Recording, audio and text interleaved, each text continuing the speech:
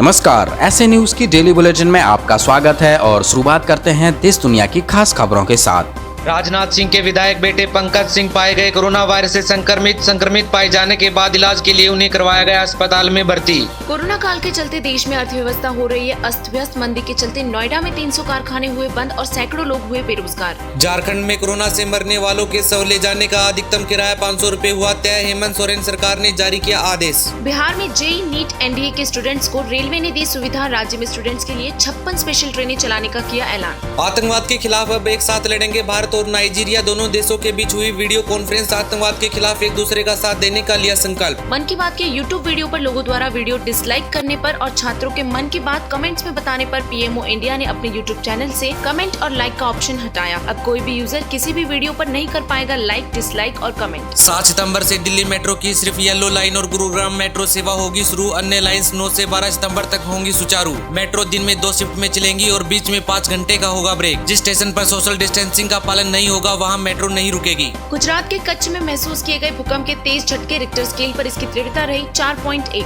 भारत सरकार ने popular mobile gaming app PUBG समेत 118 ऐप्स पर लगाया बैन। सरकार ने कहा देश की राष्ट्रीय सुरक्षा को मद्देनजर रखते हुए लिया गया है यह फैसला। 1989 में एक चोर ने की थी दिल्ली में चोरी। पुलिस को इस शातिर चोर को पकड़ने में लग गए 22 साल। अब चोर की उम्र हो गई है 70। हालांकि जब उसने चोरी की थी तब उसकी उम्र महज 39 साल थी। यह वाक्य देश की प्रशासनिक व्यवस्था को दर्शाता है कि चोरों को पकड़ने में कितना सक्रिय है। जीएसटी बकाये को लेकर ममता बनर्जी ने पीएम मोदी को लिखी चिट्ठी। प्रधानमंत्री से इस मुद्दे पर राज्यों और केंद्र के बीच के विश्वास को नहीं तोड़ने का अनुरोध करते हुए ममता बनर्जी ने उनसे कहा राज्यों को जीएसटी राजस्व क्षतिपूर्ति से वंचित करके देश की संघीय राजनीतिक व्यवस्था को असहनीय आघात न पहुंचाएं। मधुमेह नामक एक बीमारी से लड़ने के लिए विदेश में हो रही है अनोखी पहल। अब ब्रिटेन में मुफ्त मिलेगा सूप और शेक। देश की राष्ट्रीय स्वास्थ्य सेवा संगठन ने यह पहल कम ऊर्जा वाले भोजन से मरीजों के जीवन प्रत्याशा में सुधार दिखने के बाद की है। नहीं रहा कंबोडिया का क्रूर जेलर कियांग। 16,000 लोगों को जेल में यातनाएं देकर दी थी दर्दनाक मौत। जेलर का 70 साल की उम्र में उम्र कैद की सजा काटते हुए जेल में ही हुआ निधन। गृह मंत्रालय ने देश में परीक्षा आयोजित कराने के लिए जारी की एसओपी। केवल कंटेनमेंट जोन के बाहर वाले परीक्षा केंद्रों को परीक्षा आयोजित करने की होगी अनुमति। कोरोना के लक्षण पाए जाने वाले व्यक्ति को आइसोलेट करने के लिए एक अलग आइसोलेशन रूम होना अनिवार्य होगा।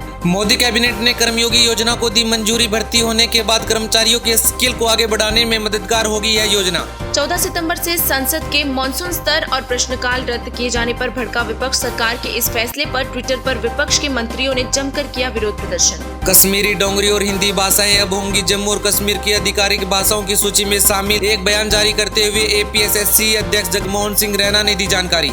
देश में दिल्ली अहमदाबाद के बीच बुलेट ट्रेन चलाने की कवायद हुई शुरू। National high speed railway corporation limited द्वारा डाटा कलेक्शन के लिए निकाले गए टेंडर। आयुर्वेद पर विकिपीडिया के कमेंट से बढ़ के आयुर्वेदा के स्टूडेंट सभी ने मिलकर शुरू किया ऑनलाइन सिग्नेचर कैंपेन। स्टूडेंट्स का कहना है कि आयुर्वेद की पत्ती को वैज्ञानिक बताना गलत है। विकिपीडिया को अपनी टिप्पणी फौरन हटा लेनी चाहिए। विश्व के सुप्रसिद्ध football player Neymar, Angel Di Maria और लिएंड्रो पेरेडिस पाए गए कोरोना पॉजिटिव। सरकार ने एयरलाइंस को 60% कैपेसिटी के साथ चलन की दी अनुमति। इससे पहले उन्हें केवल 45% कैपेसिटी के साथ परिवहन करने की थी अनुमति। तेलंगाना के श्रीरामपुर में कोयला खनन परियोजना में विस्फोट के दौरान हुई दुर्घटना में 5 श्रमिक हुए बुरी तरह से घायल। सभी को फौरन इलाज के लिए अस्पताल में करवाया गया भर्ती। आसाम के लक्ष्मीपुर में महज 24 घंटे में पुलिस अधीक्षक समेत 100 पुलिसकर्मी पाए गए कोरोना पॉजिटिव। मेघालय में यूजीसी की परीक्षाएं 7 से 16 अक्टूबर तक की जाएगी आयोजित। वहीं 31 अक्टूबर तक परिणाम भी कर दिए जाएंगे घोषित। नशा करता है नाश। राजस्थान के कोटा शहर के गोविंद नगर में नशे में धुत कलयुगी बेटे ने देर रात अपने पिता की लाठी से पीट कर हत्या कर दी, जिसके बाद परिजनों ने घायल पिता को अस्पताल पहुंचाया, जहां इलाज के दौरान उनकी मौत हो गई। समाज में फैलती इन बुराइयों से संत रामपाल जी महाराज जी पुरजोर से इनका विरोध कर रहे हैं। संत रामपाल जी महाराज जी से नाम दीक्षा लेने के बाद करोड़ों लोग नशा छोड़ चुके हैं। और अंत में आज का सवाल, देश की अर्थव्यवस्था चरमरा चुकी है। देश की जीडीपी